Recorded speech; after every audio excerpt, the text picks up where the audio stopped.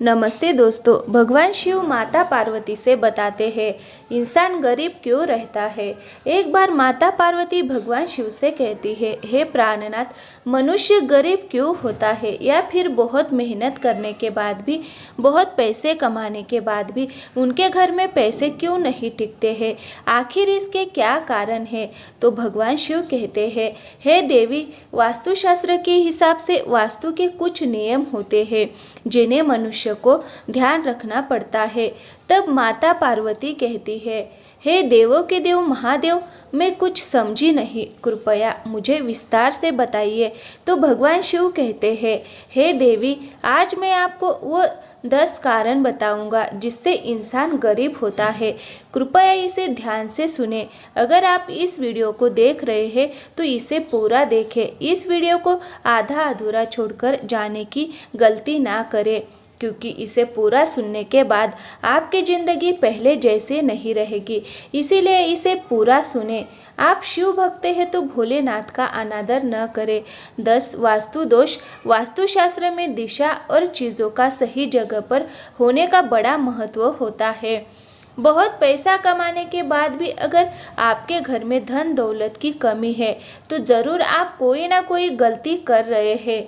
अगर अचानक आपके दिन बदलने लगे, अच्छे दिन बुरे दिनों में बदल जाए, तो आप संभल जाए। आपने कई बार लोगों को ये कहते हुए सुना होगा कि घर में धन नहीं टिकता है, बिना मतलब के खर्चे होते रहते हैं। वही घर में हमेशा तनाव भरा माहौल रहता है। ऐसे में लोग अक्सर खुद की किस्मत को दोष देते हैं, मगर वास्तु के अनुसार घर पर मौजूद कुछ चीज़ों से भी धन हानि व परेशानियों को न्योता देती है। अगर आपके साथ ऐसा होने लगे तो अपने ही घर में रखी चीज़ों पर ध्यान दें। घर में मौजूद हर चीज़ से सकारात्मक या नकारात्मक ऊर्जा निकलती है। ऐसे में इन घरों में रहने वाले लोगों पर इन ऊर्जाओं का असर निश्चित रूप से होता है। नकारात्मक ऊर्जा वाली कोई चीज़ घर में हो तो व्यक्ति को मानसिक और आर्थिक और शारीरिक तीनों तरह की परेशानियों का सामना करना पड़ेगा। ज्योतिष शास्त्र से लेकर वास्तुशास्त्र में सुख समृद्धि और सकारात्मकता के लिए कई तरह के नियमों के बारे में विस्तार से बताया गया है। कई लोग वास्तु में बहुत विश्वास करते हैं और अपने घर का सारा सामान वास्तु के अनुसार रखते हैं, जिनका पालन करना बेहद ज़रूरी है। कई बार एक छोटी सी वस्तु से ही व्यक्ति का भाग्य रुका रह जाता है या उसको किसी प्रकार की विपत्ति का सामना करना पड़ता है। याद रखें, निर्जीव वस्तु में अपनी एक ऊर्जा होती है। वास्तुशास्त्र में घर से जुड़ी कई चीज़ों के बारे में विस्तार से बताया गया है, जिसे अपनाने से घर में सुख, शांति, खुशी और सकारात्मकता आती है। घर में मौजूद हर चीज़ से सकारात्मक या नकारात्मक ऊर्जा निकलती है। ऐसे में इन घरों में रहने वाले लोगों पर इन ऊर्जाओं का असर निश्चित रूप से होता है। नकारात्मक ऊर्जा वाली कोई चीज़ घर में हो तो व्यक्ति को मानसिक, आर्थिक और शारीरिक तीनों तरह की परेशानियों का सामना करना पड़ेगा। वास्तुशास्त्र के अनुसार घर में क्या रखना चाहिए और क्या नहीं, ये जानना जरूरी है। जो वस्तु ये घर में नहीं रखना चाहिए, जिससे घर में नकारात्मक ऊर्जा का विकास होता है और जीवन दुखमय बन जाता है। पहले हम उन वस्तुओं के बारे में बताएंगे जिनके बारे में आप नहीं जानते हैं। नंबर 1, कोई भी देवी देवताओं की मूर्ति या चित्र। दोस्तों, देवी देवताओं की फटी हुई और पुरानी तस्वीरें अथवा खंडित मूर्तियों से भी आर्थिक हानि होती है। अंततः आपसे अनुरोध है कि उन्हें किसी पवित्र नदी में प्रवाहित कर देना चाहिए। इसके अलावा देवी देवताओं के चित्रों से घर को नहीं सजाना चाहिए। कुछ लोग ढेर सारी मूर्तियाँ इकट्ठी कर लेते हैं जो कि वास्तु दोष निर्मित करते हैं। उनके चित्र या मूर्ति की संख्या और स्थान निश्चित होते हैं। इसके अलावा कुछ लोग आजकल भगवान के ऐसे चित्र लगा लेते हैं जो कि परंपरागत नहीं है, जैसे चिलम पीते शिवजी या विकराल रूप के भैरव। नंबर 2, वास्तुशास्त्र के अनुसार अपने घर या ऑफिस में सांप, गधे, उल्लू, सुअर, बाज, चमगादड़, गिद्ध, कबूतर, कौवा जैसे पक्षियों और जानवरों की तस्वीरें कदापि ना लगाइए।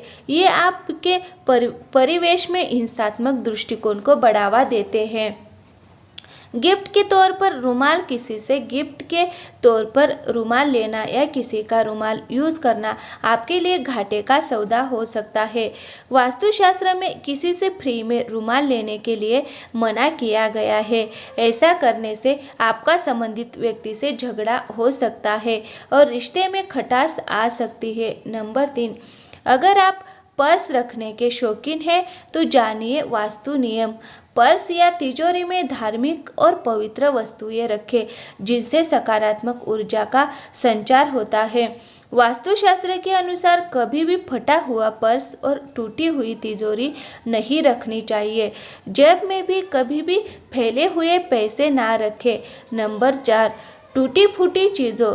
टूटे फूटे बर्तन, दर्पण, इलेक्ट्रॉनिक सामान, तस्वीर, दीपक, पलंग, घड़ी, झाड़ू, मग, फर्नीचर, चाहे कोई भी टूटे फूटे सामान हो, घर में नहीं रखना चाहिए। इससे घर में नकारात्मक ऊर्जा का निर्माण होता है और सकारात्मक ऊर्जा घर से निकल जाती है और व्यक्ति मानसिक परेशानियां झेलता है। घर में कोई भी टूटा हुआ सामान है तो उसे मरम्मत करवा ले, अन्यथा उसे घर से बाहर फेंक दे। ऐसी वस्तुएं नकारात्मक ऊर्जा पैदा करती है। नंबर 5, पूजा के कलश खाली रखने में भी लगता है वास्तु दोष। पूजा घर में रखे कलश को कभी खाली नहीं रखना चाहिए। आपको बता दें कि पूजा कलश में ब्रह्मा, विष्णु और महेश का वास होता है। पूजा कलश का संबंध व्यक्ति के जीवन से ही है, इसीलिए पूजा कलश को कभी खाली ना रखें। कलश में गंगा जल जरूर भरकर रखें। इससे घर में सुख समृद्धि आती है और उन्नति प्रगति के समान रास्ते खुल सकते हैं। नंबर 6, सजावटी वस्तुएं या कलाकृतियाँ। कुछ लोग घर को कलात्मक लुक देने के लिए नकली या कांटेदार पौधे लगा लेते हैं। वास्तुशास्त्र के अनुसार घर में कांटेदार पेड़ पौधे ना लगाए, इससे पारिवारिक संबंधों में भी कांटों की सी चुभन पैदा होने लगती है, जिससे घर के सभी सदस्यों का मति भ्रष्ट हो जाता है। कई लोग पुरानी या फालतू चीज़ों से भी अपना घर सजाते हैं, जो कि ऐसा करना अच्छा नहीं माना जाता है, जो कि गलत है। ऐसी वस्तुएं घर में नकारात्मक ऊर्जा को बढ़ावा देती है। वास्तु के अनुसार जब घर में नकारात्मक ऊर्जा में बढ़ोतरी होती है, इसके साथ ही स्वास्थ्य संबंधी समस्याएं भी हो सकती है। यदि कलाकृतियों के नाम पर कुछ ऐसी वस्तुएं या पेंटिंग है जिसमें सूखे हुए पेड़ पौधे हो या मानव रहित उजड़ा शहर हो, बिखरा हुआ घर हो, जो मानी तो जाती है कलात्मक, लेकिन वास्तुशास्त्र अनुसार ये सभी नकारात्मक ऊर्जा पैदा करती है। नंबर 7, हानिकारक वस्तुएं। घर में ऐसी कई हानिकारक वस्तुएं होती है जिसे घर में रखते हैं तो घर का वातावरण विषैला बन जाता है। यह स्थूल रूप से दिखाई नहीं देता, लेकिन हवा का गुणधर्म इससे बदल जाता है। ऐसे कई वस्तुएं हैं जो हमारे घर में आसपास रहती है, जैसे यहाँ वहाँ घर में बिखरी ढेर सारी दवाइयाँ और टॉयलेट क्लीनर, शॉप फिनाइल, जहरीले रसायन, कीटनाशक और भी मच्छर मारने की दवा। सभी तरह की हानिकारक वस्तुओं के लिए एक स्थान नियुक्त होना चाहिए, और वो भी ऐसा जहां वह सुरक्षित रखी हो। ऐसी वस्तुओं के लिए अलग से लकड़ी या लोहे का एक बॉक्स बनवाएं और उसमें रखें, जो किचन और बच्चों और बेडरूम से दूर हो। वास्तु दोष मिटाने के लिए कपूर रखें। यदि घर के किसी स्थान पर वास्तु दोष निर्मित हो रहा है तो वहाँ एक कपूर की 2 टिक्कियाँ रख दे। जब वो टिक्कियाँ गल कर समाप्त हो जाए तब दूसरी 2 टिक्कियाँ रख दे। इस तरह बदलते रहेंगे तो वास्तु दोष निर्मित नहीं होगा।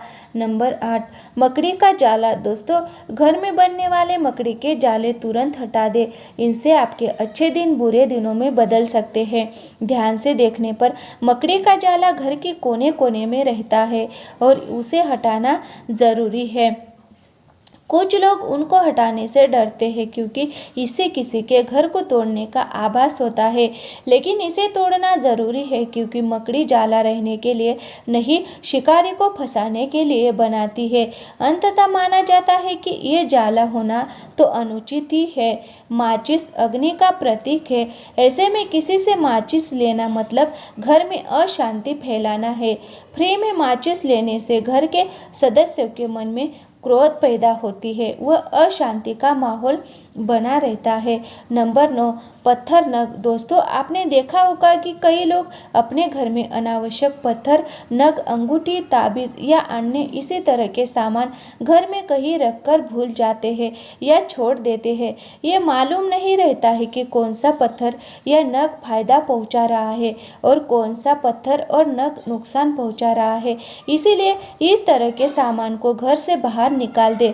मित्रों, वास्तुशास्त्र के अनुसार एक छोटा सा पत्थर भी आपके भाग्य को दुर्भाग्य में बदलने की क्षमता रखता है।